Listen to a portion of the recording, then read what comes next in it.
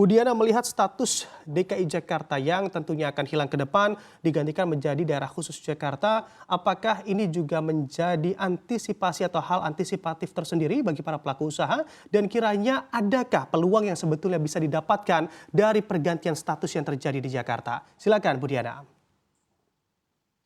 Iya Mas, saya sih masih berharap bahwa potensinya pasti akan tetap ada. Dan harapannya Jakarta memang tetap menjadi magnet untuk daerah-daerah lain atau dari luar.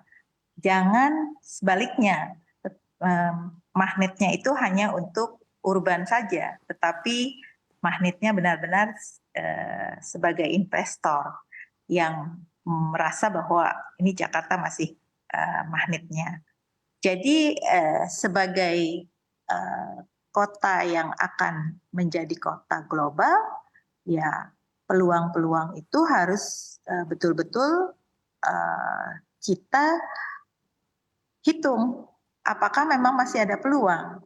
Nah, kalau kita tahu bahwa banyak di negara-negara lain juga yang ibu kotanya pindah, toh daerahnya masih menjadi pusat bisnis.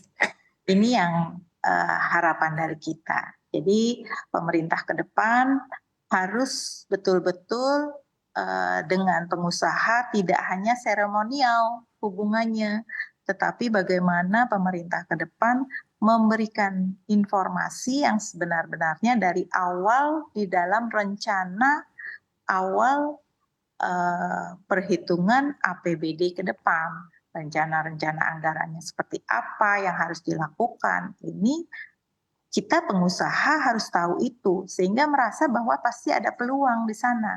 Kalau tidak terinformasi apa yang akan dilakukan oleh pemerintah daerah ke depan, nanti peluang-peluang tidak bisa ditangkap oleh pengusaha. Jadi ini Mas yang kita harus tidak hanya seremonial dengan pemerintah daerah, tetapi bagaimana pemerintah daerah mengajak sektor swasta, dalam hal ini Kadin, dengan berbagai macam anggota luar biasanya, yaitu seluruh stakeholder bidang-bidang itu ada di asosiasi-asosiasi. Ini yang perlu kami membaca hal ini kalau kami diikutsertakan dari awal.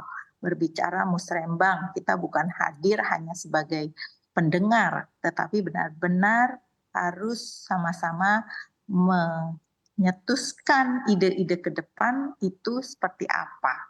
Itu Mas. Baik, arus komunikasi yang baik tentunya menjadi kunci begitu ya, bagaimana para pelaku usaha juga bisa menangkap peluang ke depannya. Saya akan kembali ke Bang Yos.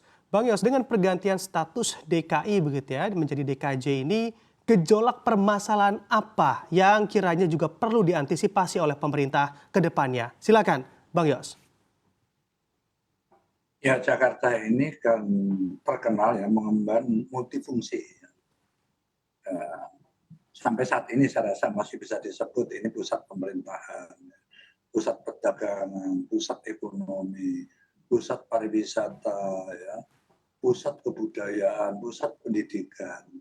Ya seperti dikatakan oleh Bu Diana tadi, multifungsi itu menjadikan magnet saya katakan, antara urbanisasi tadi.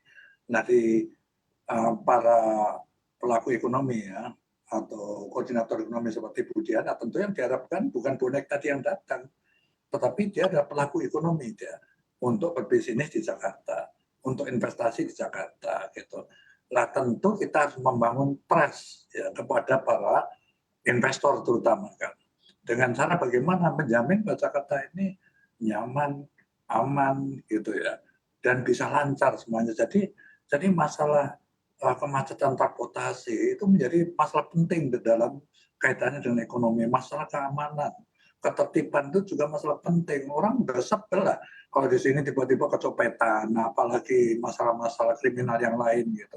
Itu dijamin tidak akan terjadi gitu ya, supaya orang tertarik.